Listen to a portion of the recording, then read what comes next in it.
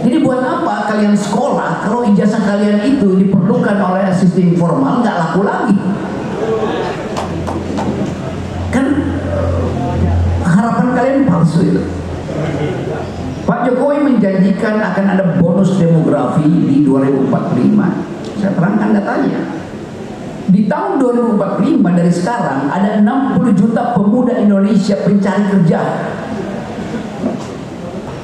Jadi kira-kira 72 juta pemuda Indonesia akan butuh lapangan kerja di 2045 ketika Indonesia emas. Nangannya gimana? Ya dengan menciptakan pertumbuhan. Oke. Berapa pertumbuhan yang diperlukan di situ? Pertumbuhan kita 5%. 5%, 1% pertumbuhan ekonomi menyerap 400.000 lapangan kerja. 5% artinya 5 kali 400 cuma 2 juta lapangan kerja per tahun. 10 tahun ke depan cuma diserap 20 juta lapangan kerja. Padahal yang nganggur 72 juta. Yang 52 juta mau ngapain di 2045 coba? Jadi memang ada masalah besar. Pak Prabowo menginginkan mengatasi itu jangan 5%. Karena itu mesti di-push jadi 8%. Dan ilmu ekonomi mem-push 8% itu artinya memaksa mesin ekonomi bekerja cepat. Nah, mesin ekonomi kita tergantung pada hutang impor.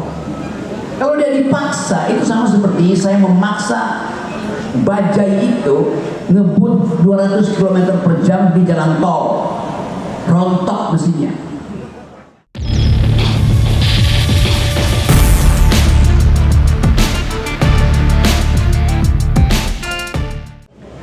Kalau kita melihat Lombok Barat ini, betul apa yang disampaikan oleh para penanya tadi, bahwa Lombok Barat ini kabupaten yang tua, sangat tua sekali dan memiliki 2 anak, yaitu Kota Mataram dan Lombok Utara. Banyak potensi yang sebenarnya bisa diangkat di Lombok Barat. Hanya saja potensi itu membutuhkan pemimpin yang memiliki pemikiran yang hebat. Ya.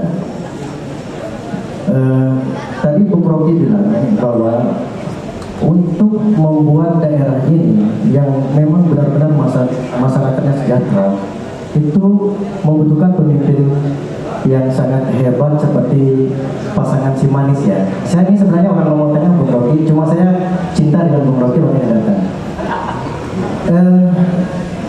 Kita boleh sekarang berpikir bahwa untuk menjadi seorang pemimpin itu membutuhkan dukungan dari partai. Tentu suatu syarat mutlak bahwa partai adalah syarat utama untuk bisa mencalonkan seorang calon kepala daerah.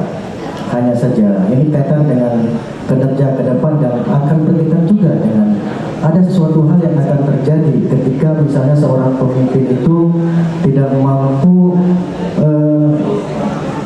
membatasi keinginan ketua partainya.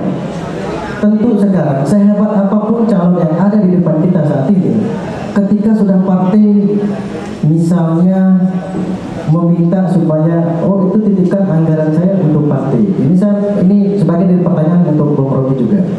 Kira-kira apa yang akan dilakukan oleh calon pemimpin kita ketika misalnya ada intervensi tekanan dari partai?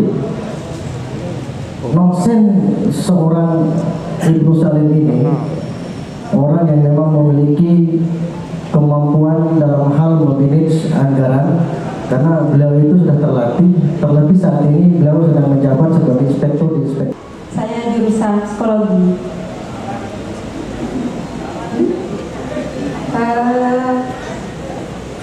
Saya mau tanya, banyak sumber daya yang dimiliki Lombok Barat yang tidak optimal penanganannya, termasuk ketersediaan infrastruktur publik, pengolahan pangan petani, mahasiswa yang di luar daerah khususnya dari Lombok Barat yang masih kurang dimiliki secara kapasitas yang seharusnya pendidikan menjadi prioritas utama dalam agenda kebijakan pemerintah. Saya mau tanya, kira-kira Bung bisa memberikan solusi untuk calon kami, kira-kira bagaimana cara merawat potensi sumber daya yang dimiliki Lombok Barat seperti yang sudah saya sampaikan untuk lebih berkemajuan, bermanfaat kepada masyarakat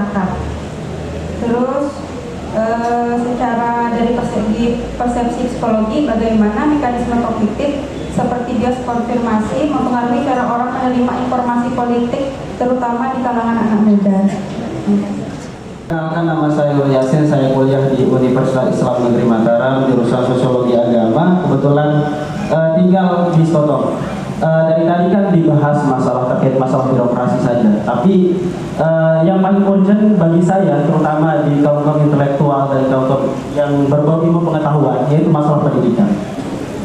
Saya pernah baca di risetnya salah satu jurnal, dia mengatakan bahwa permasalahan dalam segi pendidikan tertinggal 190 tahun peringkat 77 dan juga kekurangan 1 juta guru di Indonesia.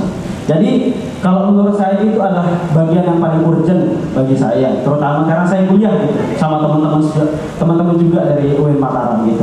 Kira-kira menurut Bung Rocky, untuk mengatasi hal itu, untuk mengatasi problem yang terjadi hari ini, di mana pendidikan yang sering dikomersialisasi, diprivatisasi oleh, bahkan Bung Rocky juga berpendapat bahwa sering saya lihat di media bahwa banyak pendidikan yang dikomersialisasi, diprivatisasi oleh, bahkan dijadikan tempat lahan kayak usaha bagi birokrasi kampus.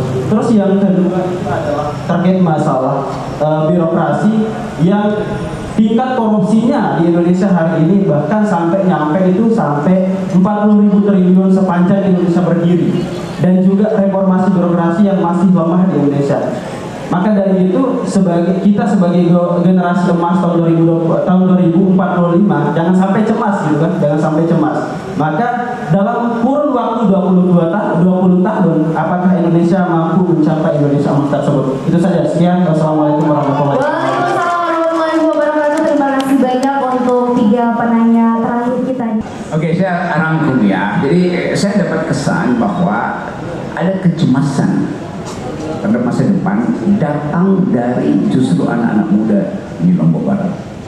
Kecemasan yang pada akhirnya dibuktikan dengan data kemarin yang dibongkar oleh Kompas, yaitu pertama, jumlah pekerja formal kita menurun drastis. Zaman SBY masih ada 15 juta orang bekerja di sektor formal. Sekarang tinggal 2 juta orang. Jadi buat apa kalian sekolah kalau ijazah kalian itu diperlukan oleh sistem formal, nggak laku lagi? Kan harapan kalian palsu itu. Pak Jokowi menjanjikan akan ada bonus demografi di 2045. Saya terangkan datanya. Di tahun 2045 dari sekarang ada 60 juta pemuda Indonesia pencari kerja. Bahkan akan bertambah kalau ditambahkan dengan mereka yang tergusur dari lapangan kerja formal tadi, yang dari 15 tinggal 2 juta. Artinya 13 juta pengangguran tambahan yang akan bersaing ditambah dengan yang baru 60. Jadi kira-kira 72 juta pemuda Indonesia akan butuh lapangan kerja di 2045 ketika Indonesia emas. Nangannya gimana? Ya dengan menciptakan pertumbuhan. Oke. Berapa pertumbuhan yang diperlukan di situ? Pertumbuhan kita 5%. 5%, 1% pertumbuhan ekonomi menyerap 400.000 lapangan kerja. 5% artinya 5 kali 400 cuma 2 juta lapangan kerja per tahun. 10 tahun ke depan cuma diserap 20 juta lapangan kerja. Padahal yang nganggur 72 juta. Yang 52 juta mau ngapain di 2045 coba? Ini problem besar kita tuh. Baru dari soal penyediaan lapangan kerja. Belum kita bicara tentang utang, tentang daya beli, segala macam. Jadi memang ada masalah besar. Pak Prabowo menginginkan mengatasi itu jangan 5%. Karena itu mesti dipush jadi 8%. Dan ilmu ekonomi mempush 8% itu artinya memaksa mesin ekonomi bekerja cepat. Nah, mesin ekonomi kita tergantung pada hutang, impor. Kalau dia dipaksa, itu sama seperti saya memaksa bajai itu ngebut 200 km per jam di jalan tol. Rontok mesinnya. Masih rontok. Nah itu pentingnya Lombok Barat mempersiapkan infrastruktur baru yang memungkinkan mereka yang lagi belajar di luar sana itu, yang menginginkan dapat sektor formal di Jakarta, balik ke sini untuk memulai tradisi bahwa small is beautiful. Ekonomi yang kecil itu skalanya tidak besar, tapi jenis ekonomi itu membahagiakan dia. Anda pergi ke Jakarta, Anda akan jadi buruh di situ. Jadi balik aja ke sini dan ciptakan lapangan kerja di dalam dua hal tadi, misalnya industri pariwisata, perikanan.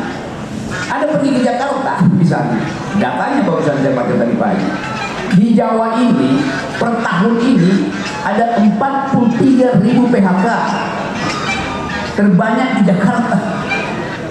Jadi kita membaca Jakarta atau Jawa umumnya sebagai sumber yang bermasalah. Nah karena itu kebijakan berikutnya Pak Prabowo menganggap bahwa yang mesti dikembangkan bukan lagi Indonesia bagian barat, tapi Indonesia bagian timur, dengan proyeksi bahwa pertumbuhan ekonomi misalnya di Maluku itu di atas nasional. Kalau nasional 5-6%, maka di Maluku 14%. Iya, tapi sumbangan daerah walaupun dia 14% di daerah, nggak ada apa-apanya dengan apa yang dibutuhkan di Jawa. Nah kita harus hitung itu. Tentu nanti akan ada pakar-pakar anggaran, pakar kerjaan publik yang masuk dalam sistem berpikir dua pasangan ini nanti untuk menguji itu tuh. Jadi jangan lagi berharap bahwa akan ada dana dari pusat, DAK, dari segala macam itu, karena pusat pun kekurangan anggaran loh pasti. Sekarang kita butuh 800 triliun sebagai utang baru, sementara kita mesti bayar utang kita itu bunganya ada 450 triliun. Cicilan pokoknya segitu, cicilan bunganya segitu, udah 900 triliun. Untuk BIKN 400 triliun, udah berapa itu? 1.300 triliun. Untuk biaya makan siang gratis per triliun, udah 1.800 triliun. Untuk pendidikan per triliun, udah 2.200 triliun. Untuk apa lagi macam-macam, listrik, bayar utang segala macam. Jadi kita memerlukan utang itu sebanyak kira-kira 3.000 triliun, pendapatannya cuma 1.200 triliun. Udah pasti jeblok itu. Apalagi kalau hutang itu dimasukkan hutang BUMN, kewajiban pemerintah untuk membayar pensiun, gaji segala macam. Itu anggarannya udah 93% dibandingkan dengan APBN. Jadi kita berutang udah bolong habis-habisan. Nah itu yang memungkinkan kita mau pesimis atau optimis. Kita harus optimis kalau ada pemimpin yang mengatakan lupakan itu, kita fokus pada daerah. Dan itu membangkitkan gairah orang untuk oke, balik ke daerah, lakukan semua hal. Dengan cara itu kita membatalkan semua kecemasan psikologis dari masyarakat di sini tuh. Jadi sekali lagi kemampuan kita untuk menghidupkan harapan itu disebut the politics of hope. Jadi harapan itu satu-satunya gantungan bagi manusia yang berupaya untuk memperbaiki diri. Dan harapan itu harus harapan yang calculable, yang bisa dihitung. Nah saya ingin katakan bahwa saya ingin mempelajari daerah sini. Dan karena saya diundang oleh dua pasangan ini, artinya mereka percaya bahwa mereka akan saya watch setiap hari itu. Kan nggak mungkin saya dijadikan tim sukses. Kalau Anda sukses, saya akan bilang dulu, gampangnya begitu. Jadi pastikan bahwa pertemuan hari ini untuk menguji ada nggak pasangan yang berani undang saya dan buka-bukaan di sini. Ya cuma dia berdua. Itu hal-hal. Jadi saya terima kasih karena duduk di sini dan satu waktu kita akan balik ke sini untuk melantik mereka berdua. Terima kasih.